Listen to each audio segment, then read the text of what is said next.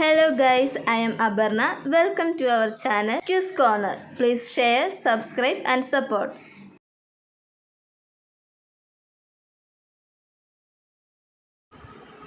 മലയാളം അച്ചടിയുടെ പിതാവ് ആരാണ്? Benjamin Bailey.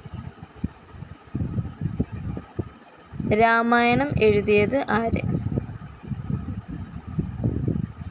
വാൽമീകി. മലയാളത്തിലെ ആദ്യത്തെ സന്ദേശകാവ്യം ഏതാണ്?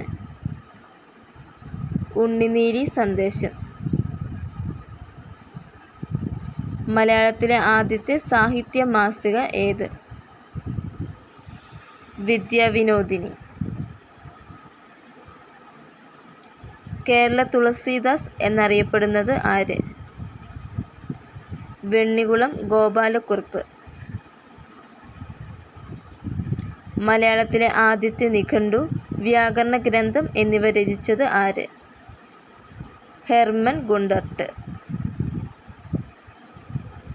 നീർമാതളം പൂത്തകാലം എന്ന പുസ്തകത്തിൻ്റെ രചയിതാവ് ആര്? മാധവിക്കുട്ടി. മഹാഭാരതം രചിച്ചത് ആര്? വേദവ്യാസൻ. വെളിച്ചം ദുഃഖമാണുണ്ണി, തമസല്ലോ സുഖപ്രദം ആരുടെ വരികൾ ആണ്? അക്കിത്തം അച്യുതൻ നമ്പൂതിരി. മയ്യഴിപ്പുഴയുടെ തീരങ്ങളിൽ എന്ന പ്രശസ്തമായ നോവൽ രചിച്ചതാര്? എം മുകുന്ദൻ.